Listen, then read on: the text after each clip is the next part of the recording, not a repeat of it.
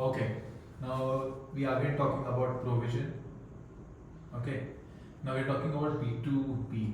In B2B, there is two subsets. One is architects and interior designers, and web builders.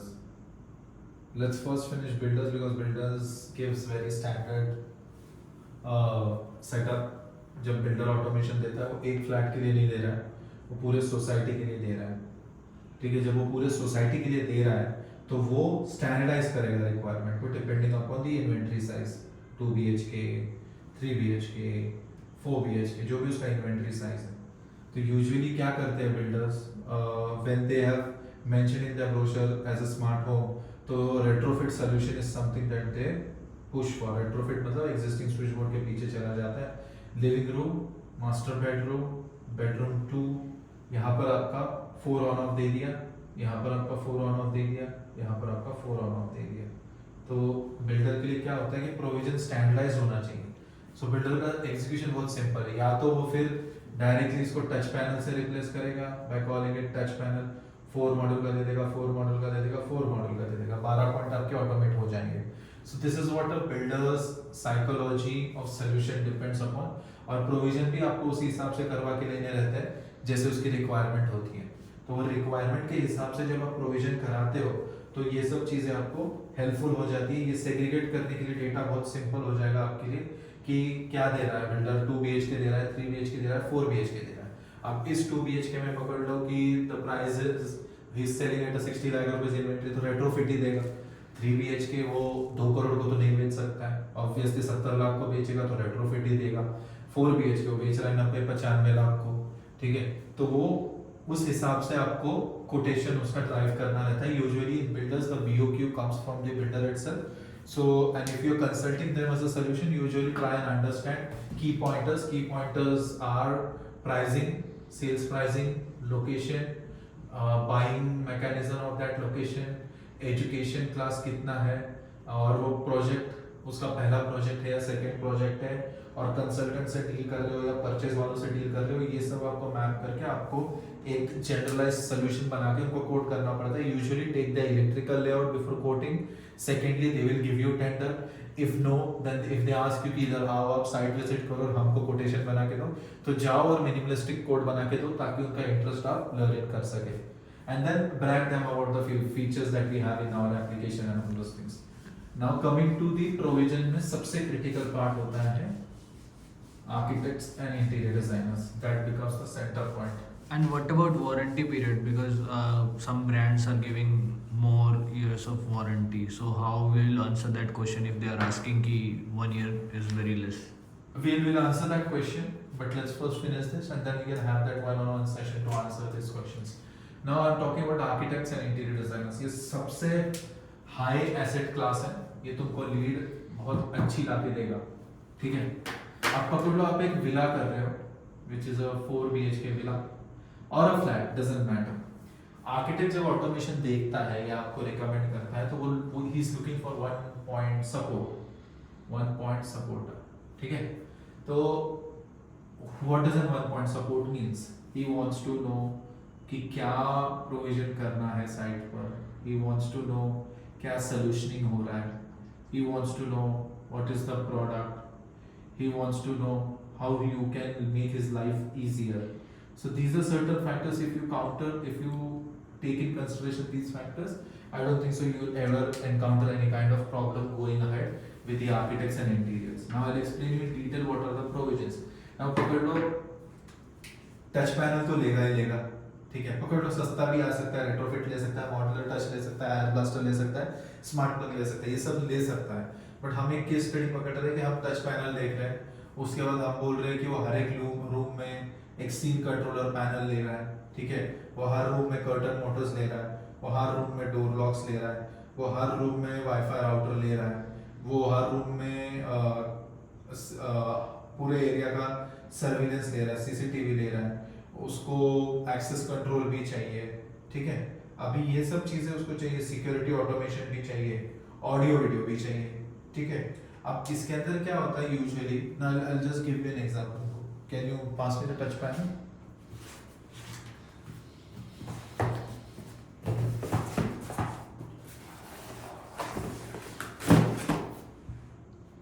these are the touch panels usually. Now if you see the touch panel, usually क्या होता है कि 8 module के gang box में बैठता है. तो मैं हमेशा एक रूल फॉलो करता हूँ. जो भी आप इन्वेंटरी कोड कर रहे हो, पकड़ो आपने कर्टन मोटर के लिए एक पैनल कोड किया है जो 4 मॉड्यूल है, और लाइट फैन के लिए एंट्री पर, हर एक रूम के एंट्री पर आपने 8 मॉड्यूल कोड किया है, जिसके अंदर 8 ऑन ऑफ है और एक पंखा है, ठीक है, 1 फैन है sir. So now this becomes, और फिर आपका बेड साइड में आपने कोड किया है 8 module with 2 socket plus 4 on off, ठीक है. तो अभी इसके अंदर क्या साइकोलॉजी आपको ड्राइव करनी चाहिए, ये साइकोलॉजी रिपीट होगी हर एक एरिया के लिए, फिर हर एक बेडरूम के लिए सेम रहेगी, हर एक चारों बेडरूम में ये सेम साइकोलॉजी होगी कि एक 4 मॉड्यूल दे दिया है कर्टन मोटर के लिए, एक 8 मॉड्यूल दिया है, और उसके बाद आपका बेड साइड के लिए मैंने 8 मॉड्यूल प्लस ये दिया है. अभी इसका प्रोविजनिंग का मतलब क्या है कि आपको उधर उसको इलेक्ट्रिशियन को बोलना पड़ेगा कि 4 मॉड्यूल का मेटल गैंग बॉक्स डालो, 8 मॉड्यूल का मेटल गैंग बॉक्स डालो, ठीक है. अगर वो उसको थोड़ा अप बेंड करना है कर्टन मोटर्स के लिए, जैसे 8 इंच बाय 8 इंच का पेलमेंट चाहिए, ठीक है. अगर वो टच पैनल वाली मोटर के साथ जा रहा है तो वहां पर मोटर के लिए भी एक 4 मॉडल का पैनल चाहिए. कर्टन के पैनल, जो कर्टन का पैनल यहाँ पर हमने कंसिडर किया है, जो मोटर से वायर आएगी नीचे, उसके लिए चाहिए. वहां पर मुझे 4 कोर वायर का प्रोविजन चाहिए, ठीक है. ये सब चीजें मुझे चाहिए. फिर डोर लॉक है तो door lock, main door lock का थिकनेस मुझे इतना चाहिए, बाकी के बेडरूम के डोर लॉक का थिकनेस इतना चाहिए, क्योंकि मैं मेन डोर लॉक पे अलग मॉडल रिकमेंड कर रहा हूँ, बेडरूम में अलग मॉडल रिकमेंड कर रहा हूँ. वाईफाई के लिए क्या है कि वाईफाई राउटर हर एक रूम में एक्सेस पॉइंट लगेंगे, और वहाँ की कैट 6 केबल आएगी जो आगे लगेगी पीओई स्विच पर, पीओई स्विच के आगे लगेगा आपका इंटरनेट सर्विस प्रोवाइडर का राउटर. तो वहाँ से कैट 6 पीओई स्विच में प्लग इन होगी, और वो पीओई स्विच से फिर केबल जो एक्सेस पॉइंट को गई है वहाँ पर डेटा चलता जाएगा, ठीक है. तो ये सर्वर रूम में होना चाहिए, यहाँ पर रैक बनना चाहिए जो सर्वर रूम में आता है. सेम सीसीटीवी का भी है कि हर एक कैमरा पॉइंट के पास से केबल आएगी और वो लगेगी एक पीओई स्विच को, ठीक है. सो दिस इज द लॉजिक. उसके बाद एक्सेस कंट्रोल में क्या है कि आपने आरएफआईडी बेस्ड एक्सेस कंट्रोल दे दिया है, तो वो जब भी आएगा जिसके पास आरएफआईडी रहेगा वो एक्सेस कर लेगा, ठीक है.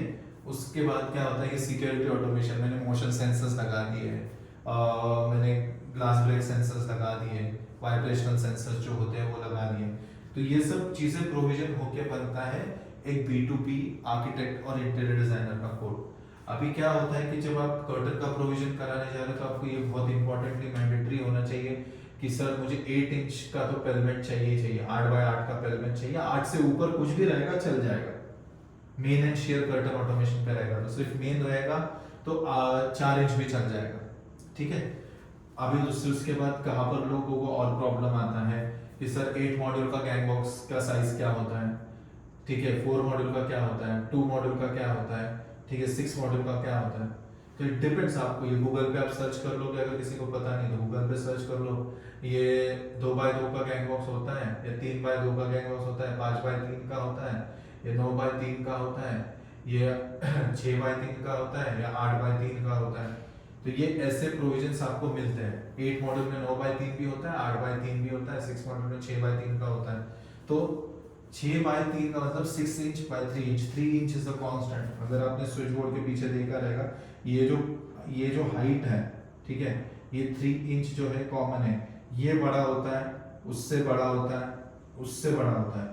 तो यूजुअली लॉजिक ये है कि ये 2 मॉड्यूल है, ये 4 मॉड्यूल है, ये 6 मॉड्यूल है, और ये पूरा 8 मॉड्यूल है. तो आपको गैंग बॉक्स की साइज लेंथ बस कम ज्यादा होती है depending upon the modular sizes. Height standard होती है, ठीक है.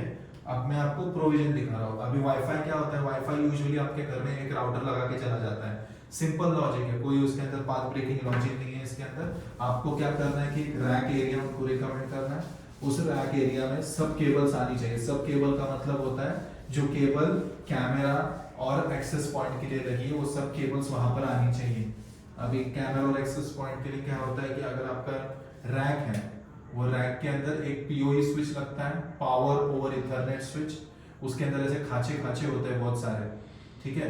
वो खांचों में कैट 6 की केबल आके क्रिम करके होल लगती है. तो यहाँ पर आपका access point 1, access point 2, access point 3, 4, 5, यहाँ से सब कैट 6 एक ही जगह पे आएगी. इसके लिए इसको रैक बोला जाता है. सब केबल एक ही जगह पे आएगी. सीसीटीवी 1, 2 3 4 5 6 7 8 ये सब केबल यहीं पर आएगी और यहीं पर टर्मिनेट होगी, ताकि उस जब भी क्लाइंट नेटवर्किंग के लिए अपने घर में कहीं पर भी घूमेगा तो उसका ये राउटर से कनेक्शन कट हो गया तो ऑटोमेटिकली ये राउटर कट। इसके अंदर क्या होता है, यूजर आईडी पासवर्ड सभी का सेम होता है। जैसे आपने यूजर आईडी लग दिया हिस योर्स और पासवर्ड लग दिया 1 2 3 4 5 6 7 8 9, तो वैसे ही यूजर आईडी और पासवर्ड आपका सभी का सेम रहेगा। आप जहां पर भी घूमोगे वहां पर वो फ्लैग करेगा, वहां पर वो रिफ्लेक्ट करेगा वो यूजर आईडी और password. So that is the logic of wifi.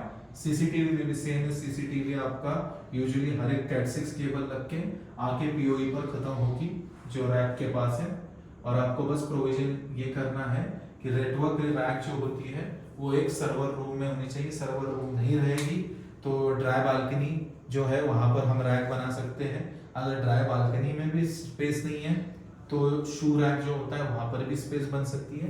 But usually जब हम आर्किटेक्ट्स और इंटीरियर के साथ काम करते हैं वो एक स्पेस एलोकेट करते हैं एटलीस्ट 3 फीट बाय 3 फीट की, 3 फीट हाइट में, 3 फीट डेप्थ में, 3 फीट विड्थ में, जहां पर हम कुछ खेल सके। यूजुअली इतनी जगह, ये जो कांच का आपको नॉन फिल्टर्ड ये दिख रहा है इतना बाय ऐसे डीप भी उतना है, ताकि उसके अंदर नेटवर्क रैक बैठ सके, वो सब चीजें बैठ सके।